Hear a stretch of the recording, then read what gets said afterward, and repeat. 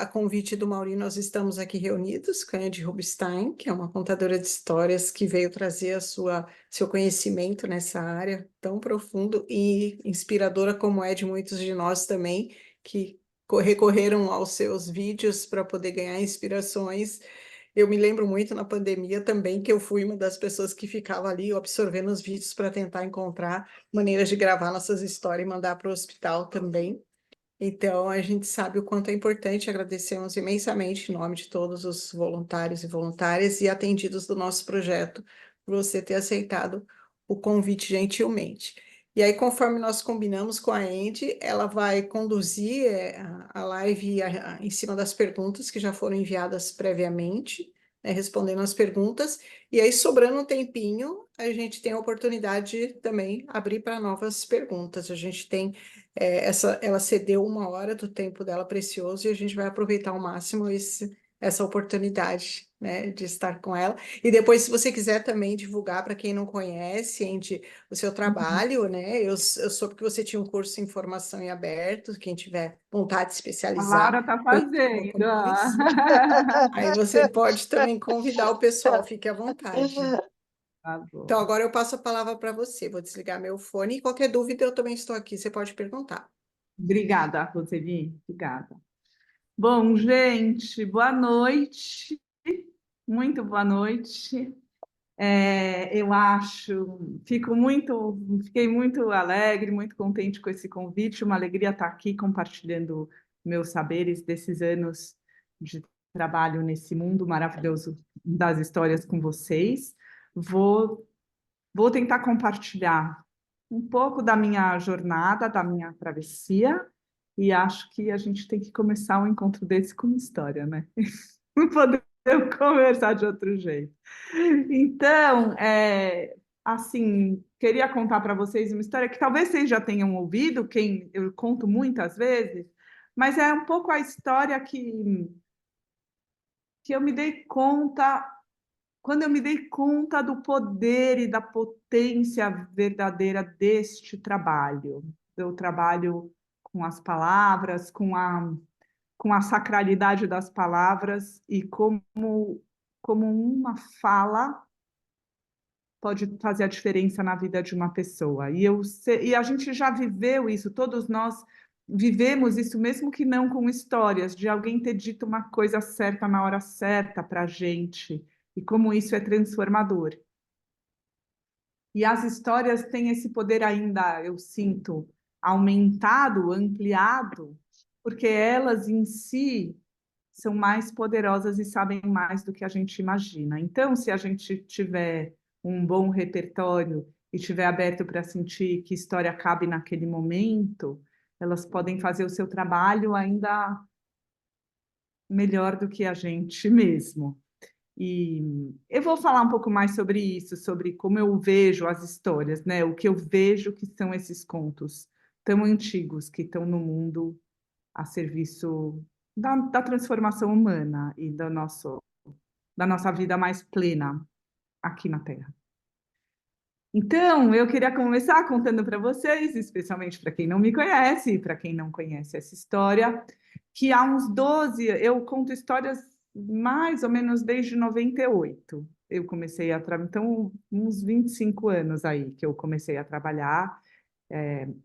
Quem abriu esse mundo para mim foi a Regina Machado, que é uma contadora de histórias aqui de São Paulo, que vale a pena conhecer quem não conhece, é uma pessoa muito especial e muito conhecedora dessa arte. E eu fico muito feliz que tenha sido pela janela e pelos olhos da Regina que eu ingressei nessa arte, porque foi de uma maneira muito diferente, muito, muito singular. Mas, de qualquer maneira, há uns 12, 13 anos por aí, eu fui contar história num evento para crianças e eu estava montando o meu cenário. Ah, depois eu posso até levantar e mostrar que meu cenário fica. Vou mostrar para vocês, vai, já que a gente está. Que meu cenário fica aqui, eu estou aqui no meu ateliê, ali fica a minha mesa, e aqui fica meu cenário, que talvez. Estão vendo que eu gravo quase todos os meus vídeos aqui, então está meio escuro, mas está Conheço bem, conheço bem. Eu estava montando já esse cenário que eu tenho há muitos anos. E aí, deixa eu conectar aqui. Pronto. E aí, estava montando meu cenário e chegou um casal com uma filhinha de uns 6 anos. E eu perguntei comecei a conversar, fiquei meio sem graça, que tem perguntas de vocês, ai, como faz quando fica nervosa? Eu também, fiquei meio sem graça. O casal chega antes da hora da apresentação, eu estava lá montando meu cenário, não é tudo nos conformes, como a gente gostaria que desse tudo certo, né? Não era. E aí mas eu comecei a conversar com eles e eu perguntei para a menina como ela se chamava, ela me disse que chamava Leila. E eu disse, Leila, você sabe o que quer dizer seu nome? E ela me disse que sim, que queria dizer noite em árabe. Aí eu falei, Leila, eu vou te contar uma história sobre o seu nome. E eu contei para ela essa história. Não, vocês não vão ouvir, mas eu contei assim no dia.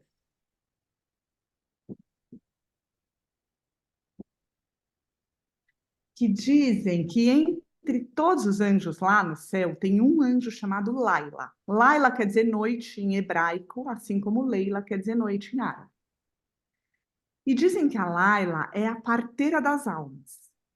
E que toda vez que um óvulo é fecundado, bem no instante da concepção, a Laila abre o seu grande manto negro da noite, onde brilham todas as estrelas, e escolhe uma estrela, uma luz, para colocar dentro daquele óvulo fecundado. E diz que as estrelas nunca querem vir, porque pensa que delícia que é ser estrela brilhando lá no céu e a gente ficar aqui na Terra, vivendo os perrengues que a gente tem que viver, pandemia, pagar boleto, coração partido, joelho ralado, tudo. Elas não querem vir. Mas a Laila sempre convence que elas têm alguma coisa para fazer aqui. E elas aceitam e vêm.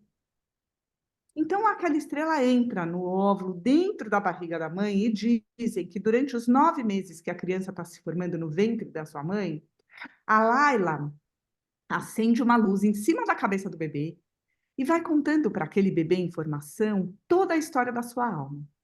Tudo que a alma já viveu, tudo que a alma vai viver, toda a bondade, toda a maldade do mundo. Ensina também língua dos animais de 4 patas, língua dos peixes, dos pássaros. Ensina tudo que a criança precisa saber. Ensina português, francês, alemão. Se a criança precisa saber japonês, ensina japonês. Se a criança precisa saber tocar violino, ensina violino. Se a criança precisa saber bem a tabela periódica, ensina todos os elementos químicos, matemática, física, biologia, tudo, tudo mesmo. E quando chega a hora da criança nascer, diz que a Laila apaga a luz e empurra o bebê para fora. E nessa hora o bebê chora. Então a Laila, que está também esperando do lado de fora, na chegada do bebê, ela chega bem pertinho daquele bebê que está chorando, põe o dedo indicador sobre os lábios do bebê e faz shh. E dizem que o bebê para de chorar, só que nesse ato esquece tudo, tudo, tudo que ele aprendeu. E dizem que é tão verdade essa história que aconteceu com todos nós, quando a gente estava na barriga das nossas mães, que é por isso que a gente tem essa marquinha em cima do lábio. Se vocês tratarem a mão, vocês também têm um afundadinho, que é porque a Laila passou aqui e fez. E que a gente não precisa se preocupar, que a gente tem a vida inteira para se lembrar tudo que a gente aprendeu. E dizem que é por isso que quando alguém faz uma pergunta difícil, já repararam que a gente fica meio assim, sabe? É para tocar aqui para ver se a gente lembra. E é por isso que Platão já dizia: para as crianças não devemos ensinar nada, apenas deixá-las recordar.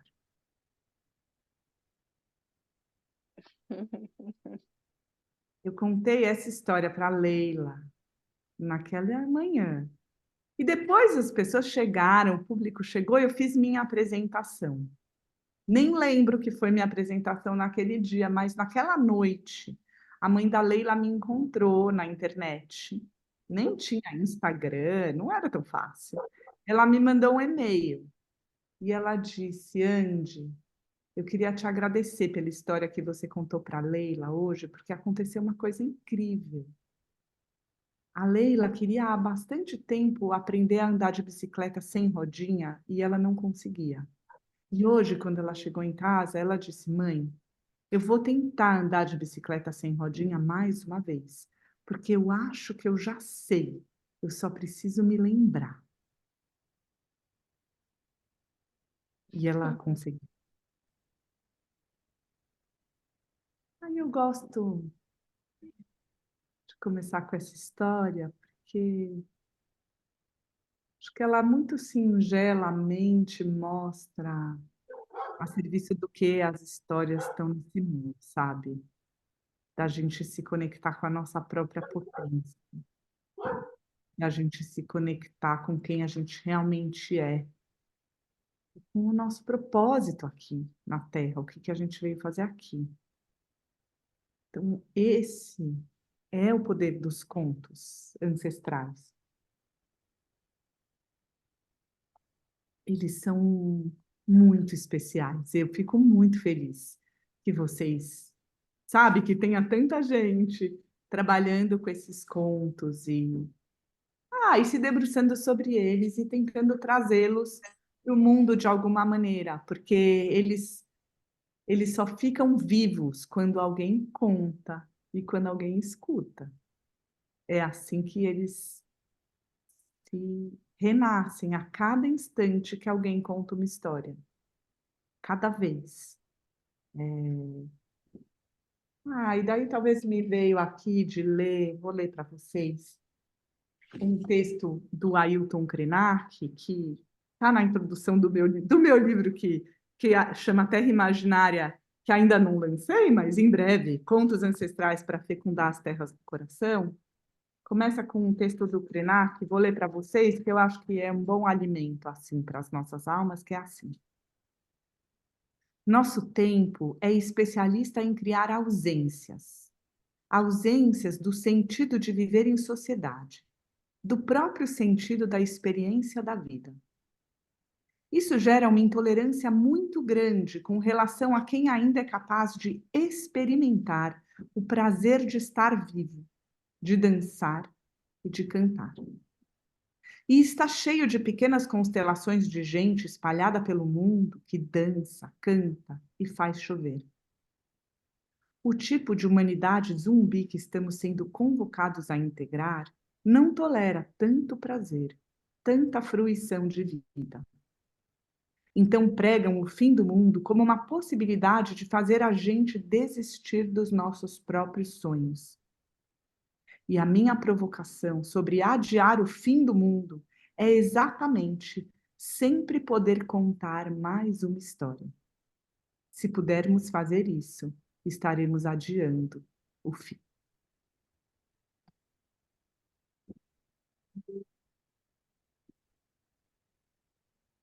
Eu queria, assim, primeiro começar dizendo isso, que para mim, claro, é o trabalho que eu faço, mas não tem trabalho mais importante nesse mundo do que trazer essas histórias para a vida de novo, de novo e de novo, sabe? Acho que poderia ficar aqui horas falando sobre isso, sobre a importância disso, sobre a maravilha disso e sobre o quanto isso nos transforma também como seres. Eu tenho certeza que vocês devem ter momentos incríveis contando, trocando e vendo o impacto que as histórias causam nos encontros que vocês têm. E aí, Aí, como o Mauri me mandou uma lista de perguntas, então vou respondendo e aí vocês fiquem à vontade para ver se é por aí as respostas, se estão fazendo sentido para vocês, enfim, estou aqui.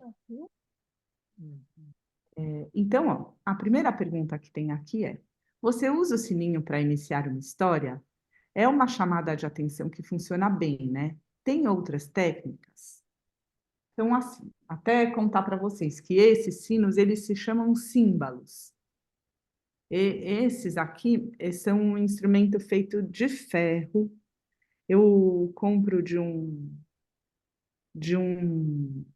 luthier, que é uma pessoa que faz instrumentos.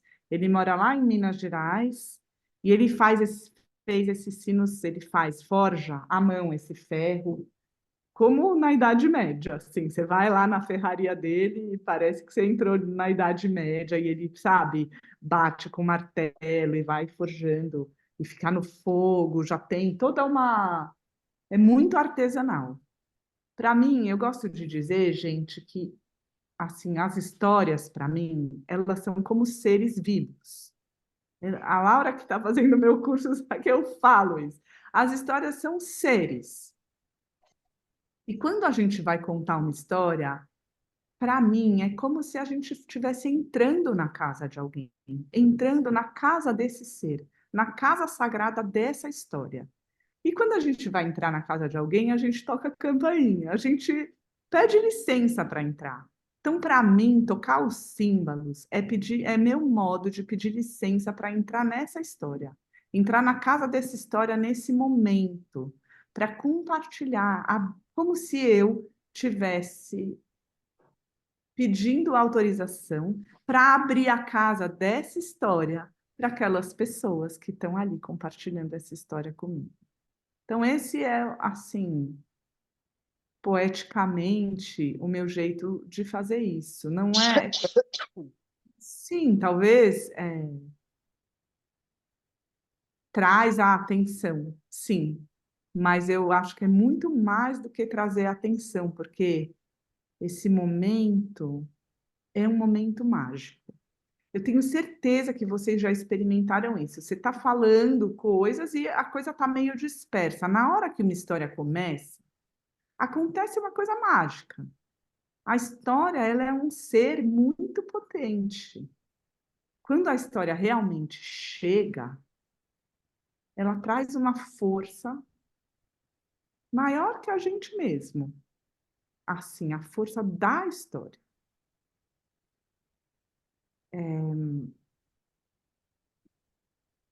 Então, bem, aí tem outras técnicas para iniciar uma história. Eu tive um professor, chamava Hassan Kouyaté. Ele estava até aqui em São Paulo. Na semana passada teve um encontro. Vocês seguem o Boca do Céu? O Boca do Céu vale a pena seguir a página no Instagram do Boca do Céu, no Facebook. O Boca do Céu é um encontro internacional de contadores de história que a Regina Machado criou e acontece anualmente, a cada 2 anos, enfim, eu não sei exatamente qual que é a periodicidade que ele ocorre, mas aqui em São Paulo, e traz muitos contadores muito especiais do mundo. Então, se em algum momento acontecer e vocês tiverem a oportunidade de vir a São Paulo, ficar uma semana imersas, assim, a Regina é muito cuidadosa, uma curadoria muito especial. Então, o Hassan Kouyaté, ele é filho de um grande artista africano do Burkina Faso, chamado Sotigui Kouyaté, que já faleceu. E o Hassan é um mestre das histórias. E ele dizia que para contar a história tem uma coisa que se chama o início do começo, que é antes da história começar.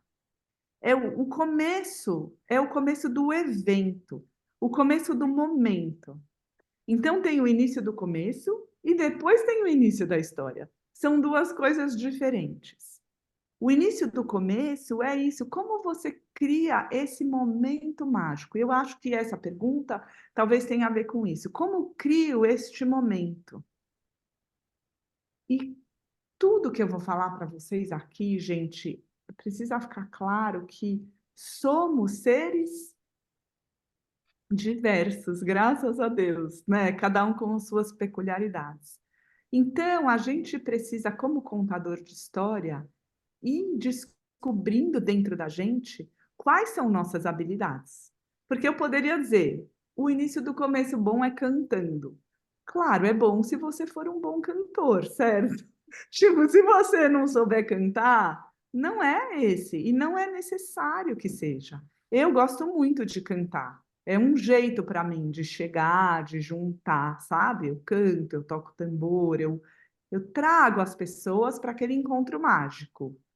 Agora, não precisa ser. O Hassan falava: tem gente que grita, tem gente que fica em silêncio, tem gente que olha nos olhos de todo mundo, tem gente que se apresenta, tem gente que chega chegando. Não tem uma regra, entendem? Mas o que é importante vocês saberem é que existe esse momento, o momento que é o começo do evento, é o começo do encontro.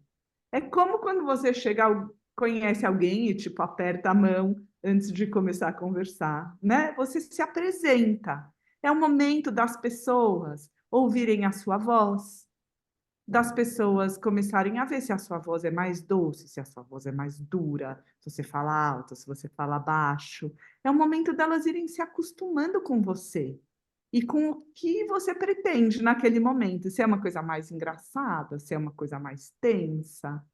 Então, depende do lugar. Eu muitas vezes acendo uma vela, depende do lugar, né? Se é possível. Mas assim, e também depende do lugar, eu crio o meu espaço. Então, depende do lugar, eu trago um cenário, uma flor, uma vela, um cristal, toco meu sino, tudo para criar um ambiente para permitir que a história aconteça, porque as histórias são seres muito fugazes, muito sutis. Então, elas saem correndo com muita rapidez. Então, assim, às vezes a gente se depara, e vocês, eu imagino que muitas vezes em ambientes desafiadores, com uma televisão ligada, com um monte de gente falando, barulho, coisas acontecendo, que desafiam a história, porque a história ela gosta de estar lá, presente, sendo ouvida. Ela gosta, ela é muito especial e ela vem nesse momento que o especial se abre, sabe, para ela. E ela gosta de bagunça também, e de conversar, de rir, de chorar, de tudo. Mas ela é o centro das atenções naquele momento. Então é importante que a gente seja guardião desse momento sagrado. Agora, a próxima pergunta tem uma aqui que é como prender a atenção de crianças agitadas que interferem na hora da história. Eu acho que tem a ver com isso, né? Por isso eu vou trazer. Eu já passei por muitos momentos em relação a isso, sabe, gente?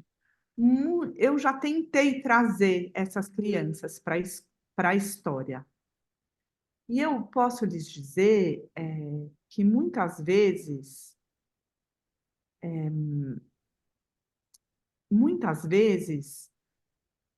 isso acaba interrompendo mais. Muitas vezes, no meu caso, assim, tinha 99 pessoas interessadas e uma criança fazendo bagunça, e aquela criança ficava me incomodando tanto, deve acontecer com vocês, que eu ficava o tempo inteiro sendo tirada do meu centro, porque para contar a história a gente precisa estar muito centrado, a gente precisa estar muito para que a história possa passar pela gente, sabe?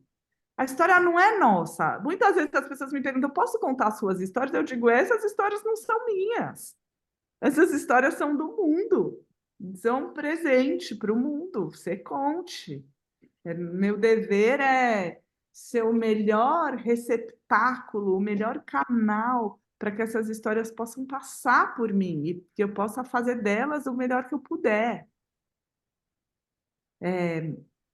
Então, uma vez eu fui contar história com um músico e eu ficava respondendo uma criança que estava o tempo inteiro atrapalhando. E aí ele falou para mim: "Por que você ficou falando com ela?" Depois ele me falou: "Por que você falou com ela? Todo mundo estava interessado e não nas perguntas dela, deixa as perguntas dela." E aí ele me chamou muito a atenção e eu fui vendo que, sabe, eu não sei o que está acontecendo com todas as pessoas e por que que algumas pessoas estão interessadas e outras não. Eu sei que eu trouxe aqui um presente e que eu vou dar para quem tiver interessado. E isso foi um grande aprendizado na minha vida, sabe? Que, assim, se tiver alguém que naquele momento não quer ouvir por alguma razão, tudo bem, tudo bem. E eu penso muito. Eu tive essa experiência, vou contar para vocês. Eu fui uma vez me apresentar na Rússia. Não era contando história, era com um espetáculo que eu tenho 100 palavras, que eu faço teatro de bonecos. E eu cheguei lá e no dia da minha apresentação eu fiquei muito tensa. Muito medo se as pessoas iam gostar, se as pessoas não iam gostar. E aí eu fui para o teatro levando minhas malas, eram pesadas, era um teatro antigo, tinha que subir 4 andares. E eu fui subindo aquilo e pensando, eu vim até aqui, se as pessoas não gostarem do meu trabalho. Estava muito tensa. E, de repente, chegou uma hora que eu tive um insight, sabe? E o insight foi assim. Eram 10 da manhã, minha apresentação era às 4 da tarde. Eu ia começar a montar. E o meu insight foi assim. De agora, das 10 da manhã até as 4 da tarde, eu não tenho como melhorar o meu espetáculo. Ele já está pronto. Não dá tempo de eu mudar nada, não dá tempo de eu fazer nada melhor. Dá tempo de eu montar, organizar tudo para ele ser o que ele é. Eu fiz esse espetáculo com o maior amor do mundo, como um presente para as pessoas. E como um presente, quando você dá um presente para uma pessoa que você gosta muito, você, sabe, você escolhe uma coisa que você ama muito, porque você quer dar para uma pessoa que você gosta muito. Agora, você não tem nenhuma inferência sobre a pessoa. Pode ser que a pessoa goste, pode ser que ela não goste. Sabe, por mais que você ame aquilo que você está dando, pode ser que ela ache legal, mas ela não goste da cor, não é exatamente o que ela quer. Ou pode ser que ela esteja atrapalhada naquele momento e não está ligada naquilo que você deu. Então, tem uma frase da Marie Kondo, que é uma japonesa que fala sobre organização. Ela fala uma coisa muito linda, ela fala sobre quando você recebe um presente que você não gosta e você fica guardando o presente porque foi uma pessoa querida que te deu, sabe?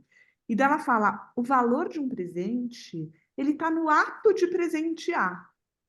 Depois, o valor já foi. E se aquilo não faz mais sentido para você, você já recebeu, você já foi presenteado e aquele valor já se fez. E quando eu ouvi isso, eu lembro, que bom, eu posso me desfazer de um prato em formato de melancia que a minha avó me deu, dizendo que era muito útil para servir melancia, e eu fico guardando esse prato e nunca sirvo melancia. E aí eu, me desfiz do prato, que eu não queria dizer que eu não amava minha avó, sabe? Continuei amando minha avó, mesmo me desfazendo do prato de melancia. Então, o que eu quero dizer é que eu tive essa certeza que se eu entrasse naquele palco para dar um presente, sabendo que as pessoas eram livres para gostar ou não gostar do meu presente. Mas eu tinha que entrar no palco tendo a certeza que aquele era o melhor presente que eu podia dar, que eu tinha feito com maior amor, que era feito por mim, que eu tinha embrulhado com maior carinho, com o papel mais bonito, com o laço mais bonito, tudo do melhor. E aí, na hora que eu entregava,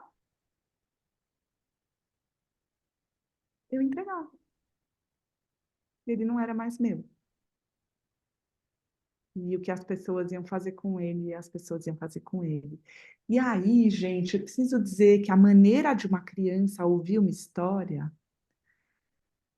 não é necessariamente parada, focada, prestando atenção. Às vezes ela tá, rolando no chão, e daí ela lá, sabe, me aconteceu muitas vezes. A criança tá, dando volta, correndo, e de repente ela para e me faz uma pergunta sobre a história que eu tô Essa aqui é uma contadora. Pronto. Então, eu acho que isso é uma coisa para a gente também desapegar, de precisar da atenção. É um desejo do nosso ego, ter a atenção de 100% das pessoas o tempo todo. Agora, claro, é maravilhoso quando acontece, quando 100% das pessoas estão plenamente atentas àquele instante. É mágico. E a gente vai aprendendo. Assim, ter 100% da atenção depende muito disso, de estar livre, de estar presente, e depende muito da nossa preparação, né? Quanto mais preparado a gente está, quanto mais a gente conhece a história, a gente não tem medo de parar lá no meio, quanto mais a gente criou esse momento inicial de acolher as pessoas, e a gente criou essa mágica que agora vai acontecer, que esse ser maravilhoso vai se apresentar, que é a história, mais chance a gente tem de estar todo mundo junto com a gente naquele instante. Acho que é isso. Vou seguir, tá? Posso seguindo assim, lendo as perguntas? Tá indo bem aqui? Então tá. Sei de uma história contada por uma pessoa da família. Como devo contar essa história para o público? Conto como se eu fosse o personagem? Ou como... Obrigada. Ou como incluir, sendo que o público desconhece o personagem real? Gente, acho que eu vou pular. Pera, acho que eu vou contar umas. Vou responder umas mais fáceis, porque eu não sei se vai dar tempo de responder tudo. Eu achei essa um pouco mais complexa, tá? Que acho que tem outras que talvez sejam mais genéricas e importantes para todo mundo. Por exemplo, como controlar o nervosismo, as mãos trêmulas. O que eu diria, gente, prática. Quando eu comecei, nossa, eu lembro, gente, eu fui apresentar uma vez, eu ia fazer um teste, eu ia fazer uma prova para tirar o meu registro de atriz profissional. E antes eu fui mostrar uma cena, não era uma história, era uma cena com boneco para alguns diretores de teatro que eu admirava muito. E aí, tipo, o meu boneco, gente, tipo, parecia que tinha Parkinson, sabe? Tipo, o boneco ficava assim. É normal. Nessa viagem que eu fui para a Rússia, no ano anterior eu fui para a Sérvia. Eu também, a minha cena começava com uma lanterna, era um teatro de sombras para abrir o espetáculo. A lanterna, eu estava com a lanterna na mão, eu falava, meu Deus, a minha sombra vai ficar tremendo. Assim, estou contando para vocês para dizer que não é privilégio de vocês, as mãos trêmulas, e é uma coisa que é normal. E, por exemplo, eu também, assim, eu toco piano um pouco, mal. Outro dia veio um amigo meu pianista aqui e falou: eu soube que você toca piano, toca para mim. Eu também fui tocar, comecei a tremer, porque a gente tem vergonha de não fazer perfeito. Esse nervosismo vem do nosso medo de não ser perfeito, do nosso medo de errar. E com a prática, quanto mais a gente faz, mais a gente percebe que o erro faz parte e que tá tudo certo errar, que não tem nenhum problema, que a gente é um ser humano e que a gente está. Acho que quanto mais a gente for para esse evento, para esse encontro, com a certeza, isso que eu falei, gente, com a certeza de que a gente está dando um presente e que a gente fez o nosso melhor até aqui e que o nosso melhor é isso, aí a gente pode avaliar e falar: isso aqui não gostei tanto, sem uma crítica, um julgamento, mas a gente sim pode avaliar o que a gente fez e falar: puxa, gostaria de me aperfeiçoar nisso. Então, vou tentar outra coisa da próxima vez. Já me aconteceu 1000 vezes e eu vou contar para vocês. Já me aconteceu recentemente, não é porque eu faço isso há 25 anos que tudo é perfeito. Muito pelo contrário, só que eu já tenho talvez mais tranquilidade para contornar.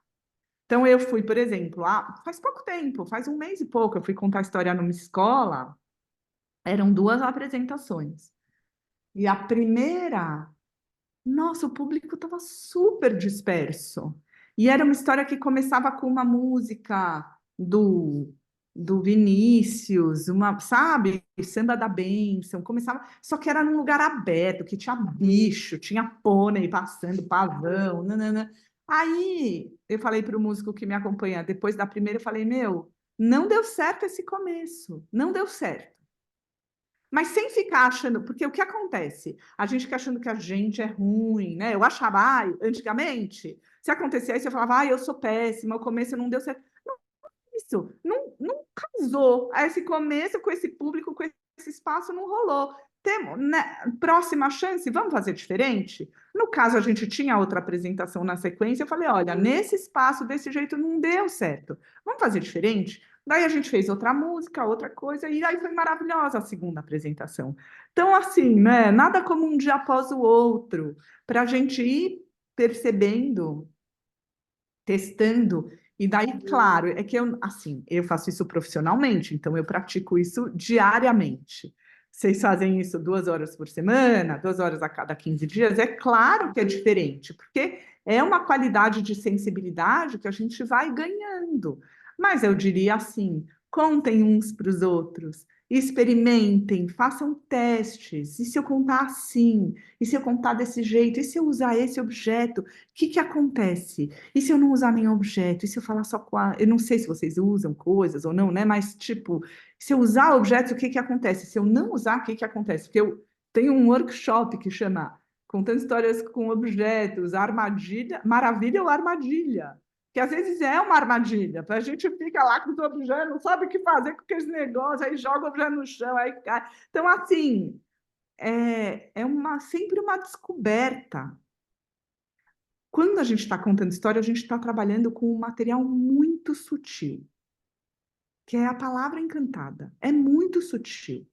Então, a gente precisa se aproximar dessa matéria também com a nossa sutileza, com a nossa escuta.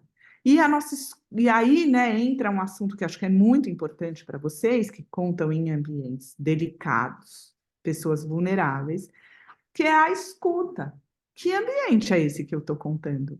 Que é desde que história eu vou contar para essas pessoas? Que história cabe para essas pessoas? Não é apenas a história que eu gosto, que me toca, mas dentre as histórias que eu gosto e que me tocam, que histórias cabem aqui? Isso é, isso é um encontro entre o contador de histórias e seu público, e uma escuta muito atenta para esse público, para o que dá, né? Aqui dá histórias mais curtas, aqui dá histórias mais longas. Crianças muito pequenas? Não dá história muito longa, não tem ainda abstração do pensamento para aguentar uma história tão longa. Criança um pouco mais velha, sim, tipo, se joga naquele mundo encantado. Adolescente, já está muito resistente, então como que eu abro o momento para que o adolescente se permita escutar aquela história encantada? Porque o adolescente quer ir para o mundo encantado, mas não se permite mais.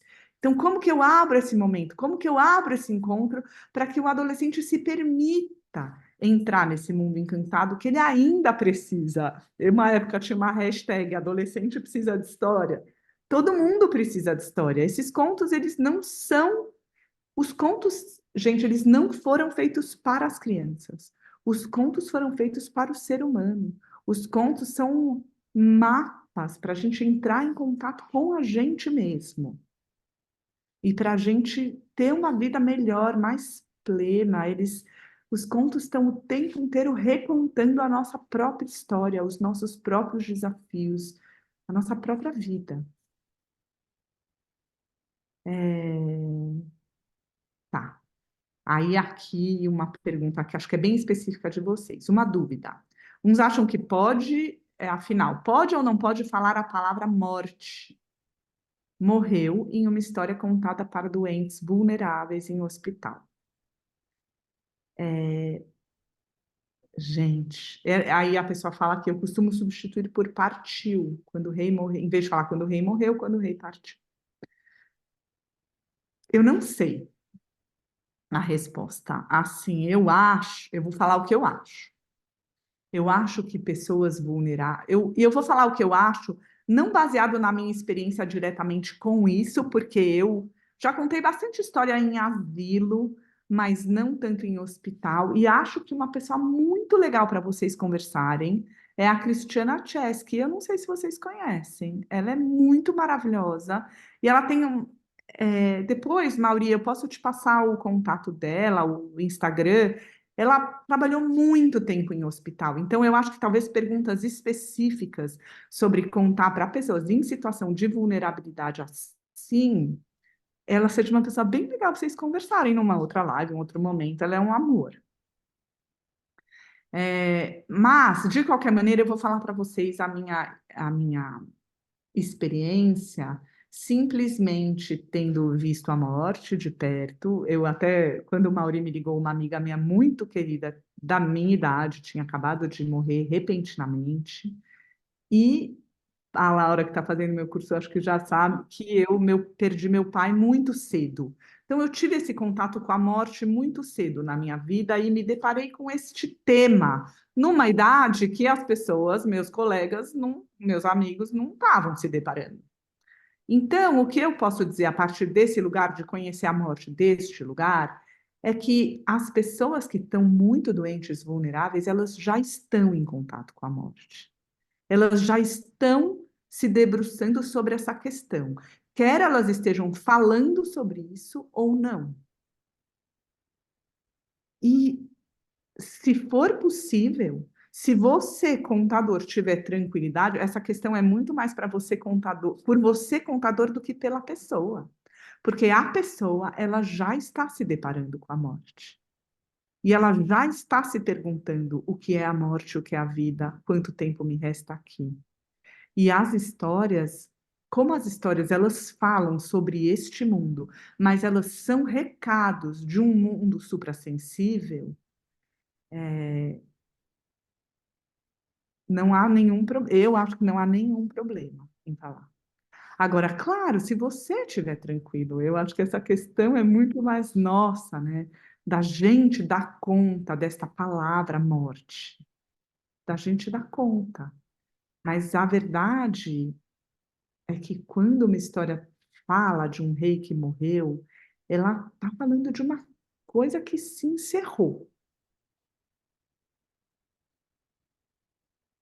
E um rei. Alguém mandou aqui uma mensagem falando que também está fazendo o meu curso. Ah, que bom, Maria Helena. Obrigada, que bom, Maria Helena, que você está fazendo o meu curso também. Então, falando só um pouquinho superficialmente, porque isso seria um tema muito grande, mas sobre simbologia, um- um- uma história, eu não sei se vocês já estudaram isso, assim, mas um conto, gente, isso que eu estou falando que é como um ser. Todas as partes de um conto são partes da gente mesmo. Então, o monstro, a bruxa, o dragão são nossas partes. Assim como o rei, a princesa, o herói, todo mundo é parte da gente. Eu brinco. Se você achava que você era Cinderela, você era Cinderela, mas você também era a madrasta, você também era as irmãs da Cinderela, e você também era o príncipe encantado. Quem vai te salvar é você mesmo. Então, um rei numa história, por exemplo, é porque a pessoa que fez a pergunta colocou especificamente o rei, né? O rei, ele é como o nosso coração. Também, alguns personagens importantes das histórias, eles são órgãos do nosso corpo. Então, o rei, ele é o coração. Então, o rei, ele está para uma história, assim como o leão está para a floresta, assim como o coração está para o corpo humano. É o centro, é o que bate para que todo o reino, né? Se o nosso corpo for um reino, o rei, coração, ele está a serviço do reino, a serviço daquele corpo vivo. Então, um rei, por isso, numa história, muitas vezes tem reis que não estão bem. Essas histórias estão falando de algo desajustado no reino. Quando o centro do reino, mas o centro não como ego, não como maioral, mas o centro como aquele que bate para que o reino esteja vivo, que está cuidando de tudo, para que tudo esteja em ordem. Então, é porque você deu esse exemplo do rei que morre. Quando o rei que morre, há uma parte do reino importante que morre. E, né? Então, bem, mas eu acho isso, e essa é a minha opinião muito pessoal. Então, fiquem à vontade, eu não sei, acho que ela talvez seja controversa, mas eu acho que com pessoas vulneráveis, elas, na verdade, sentem muito alento em poder falar sobre as questões com as quais elas estão se deparando. E é a gente que está aqui que tem mais dificuldade de falar sobre essas questões. Mas essa é a grande questão da vida, é que esta vida, nesse formato, ela acaba. E a gente, ela acaba. E é isso que nos torna mais vivos, né? E mais vivendo essa experiência. Bem, quando você está na história e esquece ou se perde, o que fazer? É muito bom, né? Porque, assim, acontece com todos nós. Claro, é uma, um sinal de que é importante a gente se preparar mais, porque eu não sei se tem uma pergunta sobre decorar, acho que não tem, eu não sei se tem essa pergunta, mas enfim, vou falar de qualquer maneira. Andy, Oi? essa é uma questão também minha, né? Com relação a essa questão de como a gente sempre tem essa dificuldade, quando a gente ia gravar, a gente tinha que decorar. A gente às vezes lia o texto, punha um áudio, ouvia, tem até a técnica do teleprompter, né? O que que você daria de dicas para nós, assim, que estamos Tá. Então, acho querendo? assim, Mauri, tem uma diferença entre contar ao vivo e gravar. Eu vou falar da minha experiência. Quando eu comecei a gravar, primeiro, se no dia 14 de março de 2020 você me falasse grava umas histórias, eu ia te falar, você está completamente louco, não dá para gravar história, é um absurdo. Bom, fast forward 4 anos, eu gravei 120 histórias, estão lá, né? No meu canal do YouTube. Então, eu também me deparei com isso e fui aprendendo o que era para mim gravar uma história. No começo, todas as histórias que eu gravei decorada, porque eram histórias do meu repertório, que eu já contava muito, que eu conhecia muito bem. Quando eu vi que aquilo estava fazendo sentido para as pessoas, estava tendo muito retorno, as pessoas estavam ouvindo as histórias, eu tive muito retorno de gente, sabe? Estou usando a sua história na minha escola, estou usando a sua história no meu trabalho terapêutico, estou usando com o meu grupo de mulheres, estou usando com o meu grupo de senhores. Falei, gente, eu não posso parar esse trabalho, tipo, eu tenho que fazer. E aí eu já não tinha mais tantas histórias no meu repertório assim, de cor. E eu tinha me comprometido a gravar uma por semana, não tinha tempo de, tipo, decorar a esse ponto. Nesse momento, eu comecei a usar o teleprompter. Só que o que eu faço quando eu uso o teleprompter? Então, aqui a dica para gravar. Sim, hoje em dia eu gravo com teleprompter, só que eu trabalho muito a história antes. Não é que eu, tipo, pego um texto e jogo no teleprompter. Eu pego o texto e aí eu reescrevo o texto, olhando as palavras, como eu quero falar, onde eu quero fazer pausas mais longas, porque o teleprompter vai passando tudo na mesma velocidade. Então, eu separo as pausas, eu conto várias vezes, eu leio em voz alta várias vezes, entendo a história que eu estou contando, e aí, desta maneira, preparada, eu passo aquela história para o teleprompter. Porque isso me facilita muito na hora de editar. Porque se eu for decorar, e daí eu falo, puta, esqueci tal palavra, aí grava de novo, me dava um sobretrabalho. E que eu cheguei à conclusão que dava certo. E eu pratiquei muito, fiquei praticando muito usar o teleprompter para gravar. Então, sim, eu acho que é uma ferramenta maravilhosa, eu acho que é uma ferramenta que está aí para nos ajudar, e eu acho que ela tem que ser usada com cuidado, assim, com cuidado de você preparar o texto, você criar o texto que você quer, e aí sim, usa a ferramenta, porque as ferramentas estão aí para nos ajudar, como a câmera, como o microfone, como todas as ferramentas que a gente utiliza. E aí tem alguns aplicativos de teleprompter, eu posso até te falar o que eu uso, que eu acho bom. Hoje em dia, agora, eu já estou gravando, enfim, né, a coisa foi mudando. Eu tenho um cara que vem aqui a cada X tempo e já gravo 10 histórias, sabe? Aí, enfim, é diferente, mas tem uns aplicativos para gravar no celular, bem bons. Só que assim, e ao vivo é ao vivo, né? Ao vivo não tem teleprompter. Então, ao vivo, eu acho que precisa se preparar. Como se preparar para contar uma história ao vivo, em si, seria um workshop, assim, né? Não vou conseguir. O que eu posso falar para vocês só é sobre não decorar. Eu não decoro uma história. Eu compreendo uma história. Eu conheço uma história. Eu fico amiga. Eu falei para vocês que a história é um ser. Então, assim, eu fico amiga daquela história, e meu objetivo é ficar amiga daquela história, e é quase como se aquela história tivesse me contado uma fofoca. Sabe a história? A história me contou uma história, e aí, sabe, alguém fala, tipo, ai, você não sabe o que aconteceu com a Joana, você não sabe o que aconteceu com a Joana, é quase como se fosse isso, sabe? Tipo, alguém me contou, e aí eu posso dizer para vocês uma coisa que é certeza.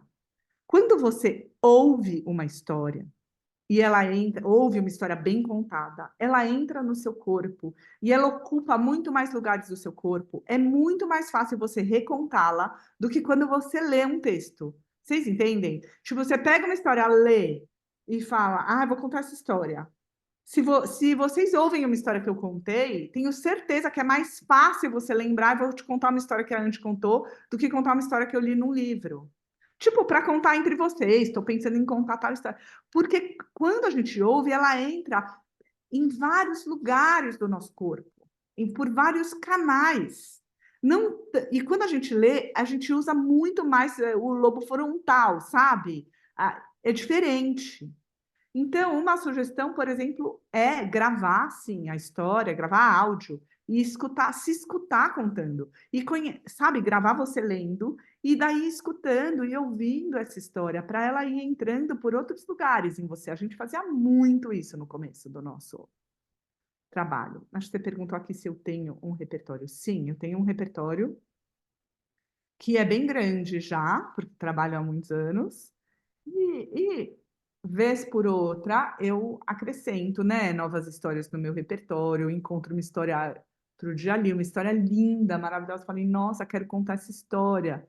Aí, quando surgir a oportunidade, eu vou me preparar para contar. Sim, aí de verdade, gente, o meu curso, Aprenda a Contar a Própria História, ele não é sobre um curso sobre como ser contador de história, mas nele eu falo muitas técnicas, porque a principal técnica para mim é entender a estrutura de um conto. Um conto, ele tem uma estrutura. E não dá para contar história sem entender o que é a estrutura do conto tradicional. O conto tradicional, ele tem uma estrutura muito específica que nos revela o que aquela história é. Não é que não dá para contar, dá, tudo dá nesse mundo, mas o que eu quero dizer é, se você conhece a estrutura de um conto, e você pega a sua história e coloca naquela estrutura e vê o que emerge, você entende o que aquela história está querendo dizer. E aí é muito mais fácil você guardar aquela história, porque você está guardando uma estrutura conhecida. É como se você falasse, o Mauri tem uma cabeça, um pescoço, dois braços, tronco, duas pernas. Entende? Você está contando uma coisa estrutural. É mais fácil.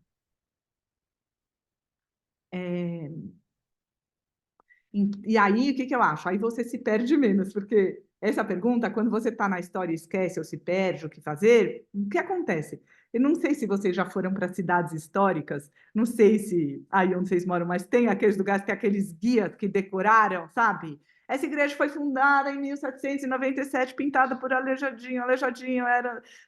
E aí, se você interrompe o menininho contando aquela história, ele, tipo, tem que voltar para o começo, assim, porque só sabe dar o texto no... Uma história é importante que a gente possa ser interrompido e saiba voltar, né? Como que a gente se vira com ser interrompido e poder voltar. É um desafio. E aí acho que a gente tem que ir isso, e conhecendo essa história tão profundamente, como se ela tivesse acontecido com a gente. E você pudesse falar para os seus ouvintes, você não sabe o que eu vou te contar. E aí a pessoa vai pensar, e aconteceu de verdade? E você fala, como diria aquele do Alto da Compadecida, não sei, só sei que foi assim. Foi assim.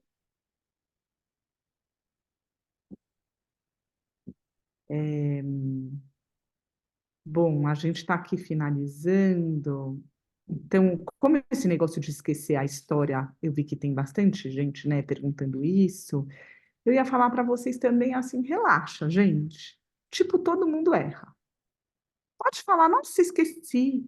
Ou falar, ai, meu Deus, eu pulei, mas eu não falei uma parte importante para vocês que tinha vindo antes. Sabe? A gente tá todo mundo brincando nessa vida. Sabe, eu falo muito do erro. Quando eu falo do erro, gente, eu gosto de falar que, sabe, todo mundo já viu um bebê pequenininho que está aprendendo a andar, né? Quando o bebê pequeno, que eu vi aí, tem até alguém com criancinha pequena aí por aí, né? Não é você, Patrícia? Quando o bebê pequeno está aprendendo a andar, e ele está assim, ele está se levantando, conseguiu ficar em pé do lado da cadeira. E aí a mesa está tipo a 3 passos de distância. Aí o bebê dá tipo 2 passos e cai. E, né? Todo mundo que está do lado, o adulto que está do lado, fala tipo, e não importa, o bebê vai fazer aquilo, tipo, 100, 1000, 200, 1000 vezes. E toda vez ele vai falar, ai, tá quase, você fica muito feliz. Ninguém vai virar para o bebê e falar, ê, débil mental, não viu que é só mais um passo até a mesa? Tá fácil. E, né, eu conto isso e até fala, não, óbvio que não. Da mesma maneira, somos aprendizes. Se a gente puder olhar com amor para esse estágio de aprendiz que a gente está, então, a gente, como vocês não são contadores de história, né? Vocês não fazem isso full time, profissionalmente. Então, você pode ser excelente, sei lá o quê, arquiteto, médico, professor, o que quer que seja. E aí, contador de história é uma coisa sobre a qual você está se debruçando.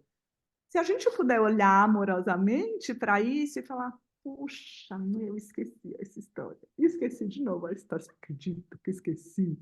Gente, o que que era? E aí inventar, levar o livro e falar, gente, eu esqueci mesmo, vou ter que olhar aqui. Ai, que bom que eu olhei o livro porque eu estava contando uma coisa e faltava uma parte muito importante que eu não contei. Sabe, e se a gente puder brincar com isso, agir naturalmente, exato, ficar mais leve para a gente e poder falar, tipo, eu não gostaria de ter esquecido, eu gostaria de poder contar sem esquecer, mas esqueci, também tudo bem. Hum,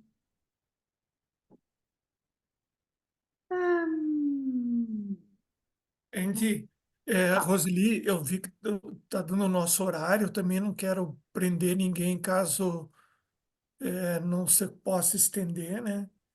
E a gente já vai para os finalmentos aí. O que que você acha, Roseli? Joia? Andy, se você quiser fazer algum recado para as pessoas, tenho certeza que todos aqui estão adorando, né? Porque a audiência foi grande, ainda foi mais do que a gente esperava, né? Mas os convites foram bem recebidos e tem bastante gente representando nós aí. Acredito que daqui vão fazer bastante barulho aí, falando, eu conheci a Andy, eu conheci a Andy. E com Bom, certeza que você deixou algumas dicas, eu fiz até anotações aqui, vou compartilhar depois nos grupos que eu tenho aí dos contadores, né? bom. E reforçou bastante esse teu perfil, né? Para mim, fica marcado aqui uma coisa bem importante que você passou, que é o sentimento, né? A gente está interiorizando uma, uma, uma história, não simplesmente lendo e passando a leitura, mas você interiorizando ela e passando do teu jeito. Então, eu vejo que a melhor forma de você fazer isso é você se identificando com a história. Tem histórias que a gente se identifica. Ah, eu gosto de contar a história de caipira. Ah, eu gosto de contar a história de magos. Eu gosto de contar a história de fadas, né? Eu gosto de contar a história dos celtas. Eu gosto de contar histórias da Disney. Então, cada um tem o seu, acho que o seu portfólio por isso que eu perguntei do teu repertório, porque é isso, a gente, dentro do nosso universo, a gente tem um sentimento que a gente expõe isso através das histórias que a gente vai contar, né? Então ela tem que se identificar com a gente. Não é simplesmente pega Ah, uma história e lê, né? não. Olha, no meu canal do YouTube, se vocês forem lá, Andy Rubinstein mesmo, meu nome, tem uma playlist que eu depois acabei não gravando mais, eu gravei uns 4 vídeos, mas eu acho que para vocês vão gostar, que é uma que é uma playlist só de dicas de contar história. E eu gravei alguns vídeos falando sobre decorar a história, sobre usar teleprompter, como se soltar para gravar um vídeo, como usar uma metáfora para falar do seu texto. Eu acho que talvez vocês...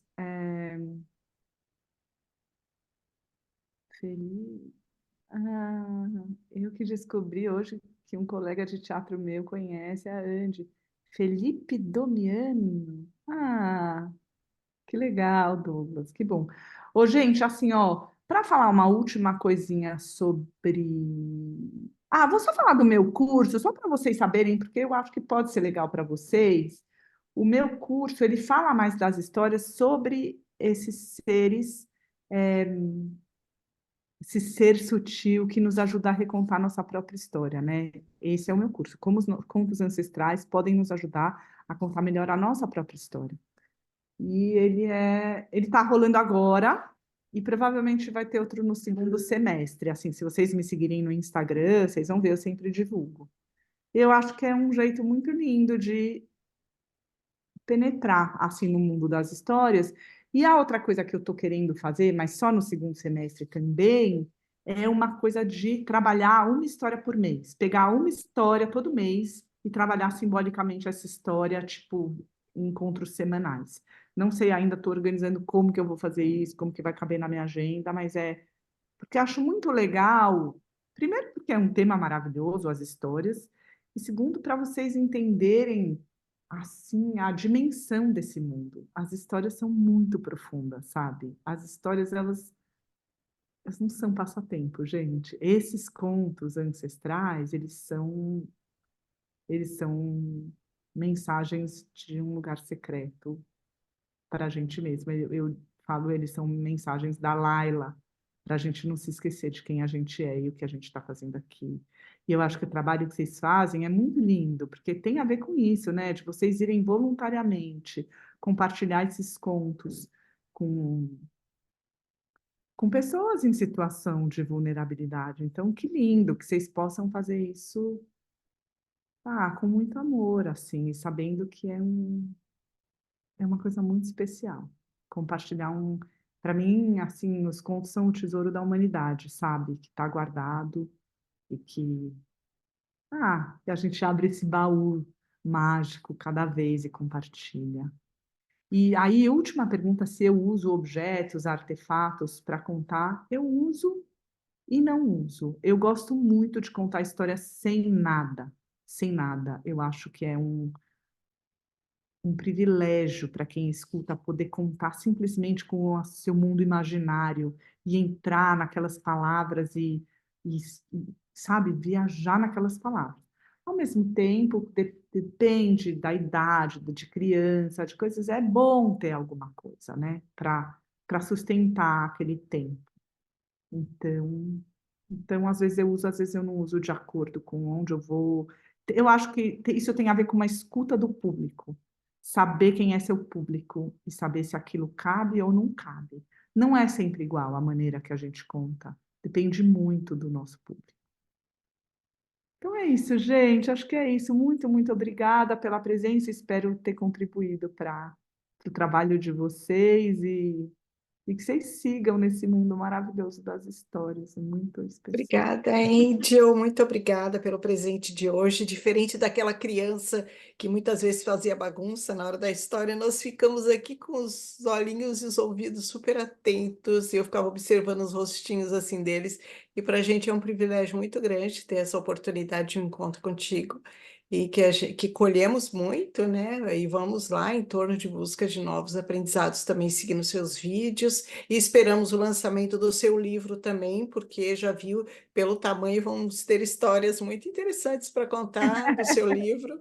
E foi muito bom, trouxe essa leveza para o nosso compromisso que às vezes a gente tem, né? Porque a nossa responsabilidade é enorme diante de uma pessoa em situação de vulnerabilidade, e trouxe essa leveza de lidar com mais bom humor, com tranquilidade. Para mim ficou muito forte a questão do amor também. Então, eu agradeço imensamente, né? Receba um abraço aí, muito carinhoso de todos nós aqui que estamos aqui no grupo.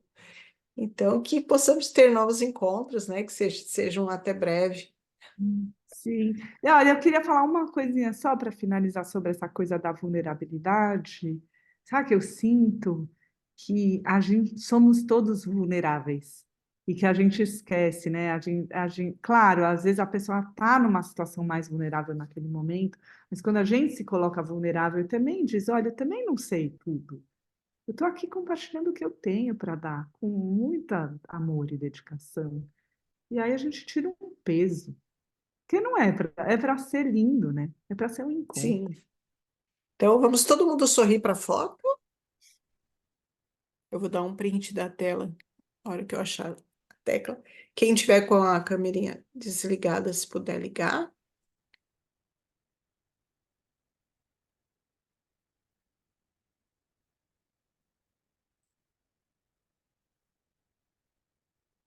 Feito. Obrigada, gente. Obrigada, gente. Boa noite. Boa noite. Boa Obrigado, noite. Andy. Boa noite, todo mundo. Beijos. Obrigada, Obrigado. Andy. Obrigada, Roseli. Obrigada, Maurício. Obrigada, Maria Helena. Tchau, Andy. Tchau, obrigado. Tchau. Tchau. Boa noite a todos. Obrigada. Boa noite, Boa Lucia. noite. Boa noite.